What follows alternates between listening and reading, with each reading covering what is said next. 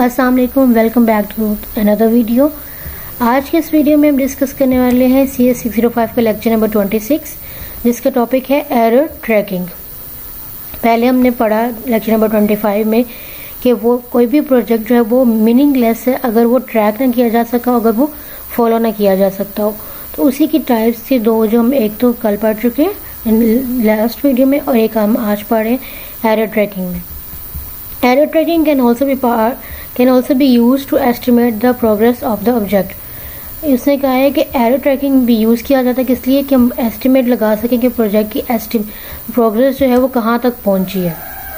Last में हमने discuss किया था लास्ट प्रोजेक्ट में कि अगर CPI और SPI जो है 1 के इक्वल हों, CPI और SPI 1 के इक्वल हों, तो इसका मतलब है कि हमारा प्रोजेक्ट जो है वो बहुत अच्छा चल रहा है, good estimates and a project is under control है।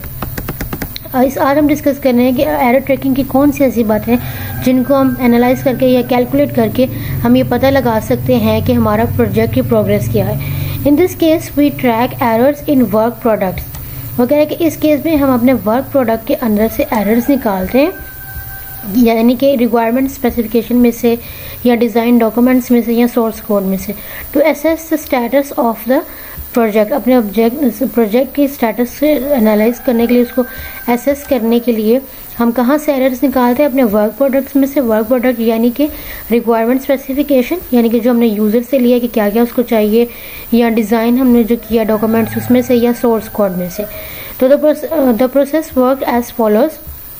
We collect error-related matrices over many projects and determine our defect remover efficiency in the following manner।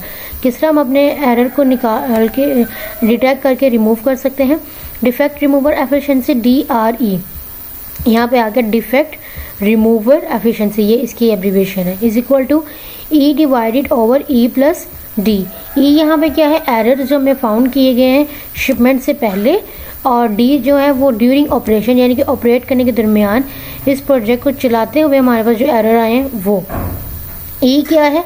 Errors found before shipment, and E वही आ गया, ये error before shipment, and plus D क्या है? वो errors जो हमने during operation find किए हैं। It provides a strong indication of effectiveness of the quality assurance activities. वो कहता है कि ये एक स्ट्रॉन्ग इंडिकेशन करता है किसकी? हमारे प्रोजेक्ट की, उसकी क्वालिटी को एश्योर करता है उसकी एक्टिविटीज़ को। Now let us assume that we have collected the following errors, कि हमने ये errors ले लिए हैं, and defect data over the last 24 month, और 24 month से क्या डाटा जो है वो डिफेक्टेड पड़ा हुआ। एरर्स पर रिक्वायरमेंट स्पेसिफिकेशन पेज, उसको हम इससे रिप्रेजेंट करेंगे, ये भी वो दिखा रहे हैं, ठीक है। नेक्स्ट वो फॉर्मूलाज में ये यूज़ करेंगे, फिर हमें पता चल जाएगा कि ई कोड क्या रिप्रेजेंट कर रहा है, एरर्स पर कंपोनेंट रिप्रेजेंट कर रहा है, ई डिज़ाइन जो डिज़ाइन लेवल पे एरर हुए, ई रिक्वायर्ड इनके जो रिक्वायरमेंट पे लेवल पे एरर हुए, और इसके अलावा DRE रिक्वायरमेंट एनालिसिस में जो हुए, DRE की हम आगे एब्रीविएशन पढ़ के आए हैं, डिफेक्ट रिमूवल एफिशिएंसी, जो कोडिंग में हुए या जो आर्किटेक्चरल डिज़ाइन में हुए उन सब एरर्स को। We now record the numbers of errors found during each step and calculate current values for E requirement, E design, E record. These values are then compared to averages of past projects। अगर past projects के साथ इनको compare करेंगे, if the current result vary more than 20 from the average। वो कह रहा है कि अगर more than 20% निकलता है एवरेज से, there may be cause for concern and there may be certainty for the investigation। तो वहाँ पे ज़रूरत होगी इन्वेस्टिगेशन की, वहाँ पे हमें कुछ ना कोई गड़बड़ होगी, वहाँ पे कोई डिफेक्टेड चीज़ होगी, वहाँ पे हमने उसको डिफेक्ट चीज़ को निकालना है, उसको रिमूव करना है एरर को। ये requirement for the project is 2.1। वो कह रहा है कि जो हमने रिक्वायरमेंट के दौरान जो हमारे एरर है वो 2.1 आए हैं, ऑर्गेनाइजेशनल एवरेज जो है वो 3.6 है। अब इसके आगे दो पॉसिबिलिटीज़ है। The team has done an outstanding job किया है टीम ने, या टीम ने क्या किया है, has been lax in its review approach, या उनसे अपने रिव्यू अप्रोच में पहुंचने के लिए या कुछ डिफेक्ट छोड़ दिए, कुछ कर दिए। If the second scenario appears likely, build additional design time. वो कहता है कि पहले स्टेप से तो हमें पता चल गया कि उसने आउटस्टैंडिंग जॉब की है, ठीक है। अगले स्टेप से हमने देखना है कि क्या उसे रिव्यू अप्रोच में पहुंचने के लिए जो शॉर्टकट लिया है, कि फिर आगे उसमें दोबारा स्टेप्स क्रिएट करने हैं। बिल्ड एडिशनल डिज़ाइन टाइम पे हमने उसके स्टेप्स को बिल्ड करना है। This can also be use to better target review and और टेस्टिंग रिसोर्सेज। अगर टेस्टिंग रिसोर्सेज के लिए या बेटर टारगेट के लिए हम उसको करेंगे 120 कंपोनेंट्स आ जाते हैं, 32 एग्जिबिट, यानी कि वो कहता है कि ये डिज़ाइन आ जाते हैं। फिर वो ये कहता है कि ये ग्रेटर है 1.2 एवरेज से 32। Adjust code review resources accordingly, उसके अकॉर्डिंगली वो कोड रिव्यू रिसोर्सेज को एडजस्ट करता है। Next is time boxing. What is time boxing? Time boxing is use in severe deadline pressure, यानी कि जब डेडलाइन प्रेशर बढ़ा होता तब टाइम बॉक्सिंग करते हैं। यानी कि अगर हमने 23 को सबमिट करना है प्रोजेक्ट और हमारे पास आज जो डेट है वो 22 है, तो हमें इसलिए वो कह रहे हैं कि वो डेडलाइन टाइम वो प्रेशर दे रहे हो कि टाइम ख़त्म होने वाला है, जल्दी से कर लें ये चीज़। It is a use incremental strategy where task associated with each increment are time boxed.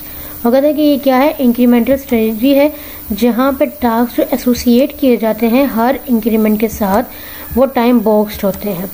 Schedule for each task is adjusted by working backward from the delivery date। वो कहते हैं कि डिलीवरी डेट से बैकवर्ड चलते हुए हर काम को schedule कर दें कि हमने इस डेट पे ये करना है, इस डेट पे ये करना है।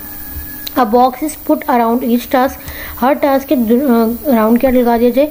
एक बॉक्स लगा दीजिए। When a task hits the boundary of the box work stop and next task begin. उससे कहा कि हाँ आपने क्या करना है, एक बॉक्स लगा देना है, आपने एक बॉक्स लगा देना है उस टास्क के इर्द गिर्द। जब हमारा जो टास्क जो है वो उसकी बाउंड्री को हिट करता है, ठीक है, ये उसकी बाउंड्री को हिट करता है, तो इसका मतलब कि हमारा ये प्रोजेक्ट जो है वो कंप्लीट हो गया, ये वाला टास्क कंप्लीट हो गया। अब हमने अगला टास्क करना है। हमने लेक्चर नंबर 23 में अपने बड़े प्रोजेक्ट को हमने डिकम्पोज किया था छोटे प्रोजेक्ट्स में, राइट, जो हमने उसको पार्ट्स कर दिए थे। उन्हीं पार्ट्स को वो कह रहे हैं कि जब हमने एक पार्ट कर लिया उसकी वॉल को बाउंड्री को हिट कर गया, तो अब इसका मतलब हमने अब अगला पार्ट डिस्कस करना है, अगले को सॉल्व करना है। ठीक हो गया। When a task hits the boundary of the box, work stops and next task begin। ये एक स्टॉप हो गया, अगला टास्क शुरू हो गया। The principle behind the time boxing is the 90 से 10 रूल्स हैं, similar to Pareto principle. Pareto principle के मतलब सिमिलर से मिलते जुलते हैं। Rather than becoming stuck on the 10% of the task, वो कह रहे हैं कि 10% ऑफ टास्क पे स्टक होने के बजाय, एक जगह पर रुकने के बजाय, फंसने के बजाय, हम इतना उसको अच्छा कर लें कि जो 90% बाकी का जो टास्क है वो हो जाए। The product proceed towards the delivery date, तो डिलीवरी डेट से पहले पहले हमारा 90% जो टास्क है वो कवर हो जाए। ठीक हो गया। दिस वॉज लेक्चर नंबर 26 और लेक्चर नंबर 27 को हम अदर वीडियो में डिस्कस करेंगे। और इसमें अगर कोई कन्फ्यूजन हो तो आप किसी भी वीडियो के नीचे कमेंट कर सकते हैं। Thank you so much. अल्लाह हाफिज़।